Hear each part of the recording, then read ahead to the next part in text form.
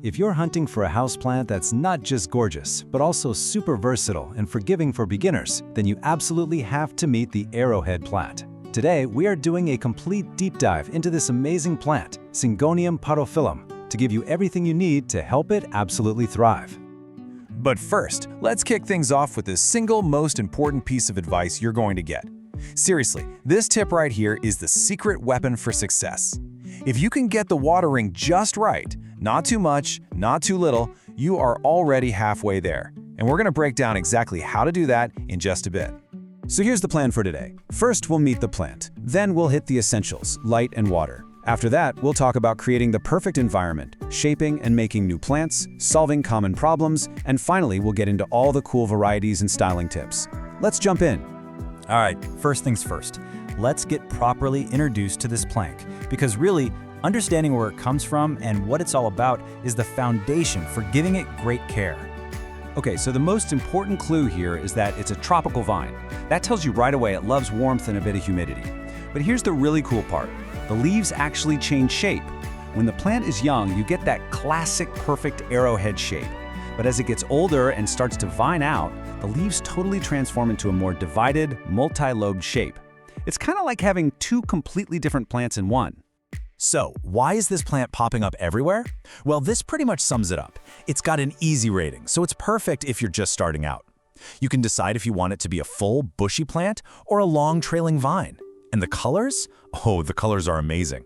Plus, it grows fast, which is so rewarding, and it even helps clean the air in your home. What's not to love? Okay, let's get into the two most important things for keeping your plant alive and kicking, light and water. I promise you, if you can nail these two, everything else gets so much easier. Finding the right light is all about finding that sweet spot. You want it bright, but not direct. Think about the light a few feet away from a sunny window, or right in an east-facing window that only gets gentle morning sun. Now, if you have one of those cool pink or white varieties, that bright light is what keeps those colors looking sharp. It'll survive in low light, sure, but it'll get all stretched out and pale. And the one big rule, no direct sunlight. It will literally scorch the leaves. And now for watering, the topic from our expert tip. Think of this as your plant's secret decoder ring. If you're seeing yellowing leaves at the bottom and the stems feel kind of soft or mushy, you're overwatering. On the flip side, if the whole plant is drooping and the leaf edges are brown and crispy, it's thirsty. The best way to know for sure? Just stick your finger in the soil. If it's still damp, wait. If it's dry an inch or two down, it's time for a drink. So, we've covered survival.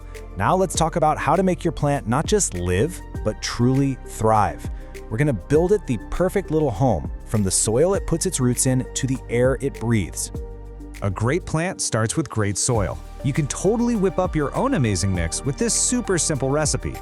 You get your base, something to hold a little moisture, and something to help it drain well. But honestly, the most important thing on this entire slide is that last point. I don't care what soil you use, your pot must have drainage holes. It's the #1 way to prevent root rot, period. Here's some good news. Temperature is pretty easy with these guys. Basically, if you're comfortable in your home, your arrowhead plant is probably comfortable too. The big thing to remember is just to avoid extremes. Keep it away from drafty doors in the winter or right in front of a heater or AC vent.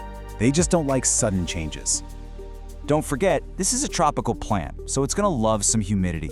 If the air in your home is really dry, you might get those dreaded crispy brown edges on the leaves. But you don't need a fancy greenhouse. You can just mist it, put it on a tray of pebbles with some water, or even easier, just cluster it together with your other plants. They all release a little moisture and create a happy little humid microclimate for each other. All right, now for the really fun part where you get to take control. We're moving on to how you can shape your plant to look exactly how you want it and how you can make more plants for free. This is where you graduate from being a plant owner to a plant artist. Making new arrowhead plants is so incredibly easy, you're gonna wanna do it all the time. The whole secret is the node. It's that little bumpy joint on the stem where the leaf comes out. You just snip a piece of vine right below a node. Pop off the lowest leaf so the node is bare and stick it in a glass of water. Change the water every so often, and in a few weeks, you'll see little white roots start to sprout. It's pure magic. So what do you do if your plant is getting a little long and stringy, but you want that full bushy look? Simple. You prune it. By trimming back those long vines, you're actually telling the plant, hey, Stop putting energy out here and focus on growing fuller at the base. It's like giving it a haircut that encourages it to get thicker. And the best part? Every single piece you trim off can be propagated into a new plant. Okay, even the best plant parents run into trouble sometimes. But don't you worry. If your plant starts looking a little sad, this next section is your go-to first aid kit for figuring out what's wrong and how to fix it. This chart basically turns you into a plant detective. All you have to do is match the symptom to the cause. See yellow leaves? Your prime suspect is overwatering. Got brown crispy edges? It's probably a humidity issue. Is the plant all stretched out and leggy? It's begging for more light. Is the color looking faded? It might be getting a sunburn. See? Every problem has a simple fix. We've totally nailed the care, so now let's get into the fun of collecting and decorating. Let's take a look at the incredible variety within the Arrowhead family and get some inspiration for making them look amazing in your space. First up, we have to talk about the pink splash. This one is a total showstopper. I mean, look at those flecks of hot pink. It's proof that these plants can bring a serious, vibrant pop of color into a room. And then you have a total classic, the white butterfly. This one is so popular because it's just effortlessly elegant. Those creamy white centers are just beautiful, and it fits in with pretty much any style of decor. Now for something really different, check out the batik. The pattern on these leaves is just wild. The delicate white veins look like they were painted on, which is why it's named after that fabric dyeing technique. It really shows you just how diverse this one type of plant can be. So you've got your beautiful plant. Now what do you do with it? Well, you can go classic and let it trail down from a hanging basket or a high shelf, but here's a pro tip. Give it a moss pole to climb. It loves to climb, and when you let it, it will reward you with even bigger, more mature leaves. And of course, even just a few cuttings in a simple glass vase looks incredibly stylish. And that's our complete guide. We've covered everything from the absolute basics of light and water, all the way to shaping and styling. You now have all the tools and knowledge you need to grow a truly spectacular arrowhead plant. So really, there's only one question left to ask. Your plant is ready to grow. Are you?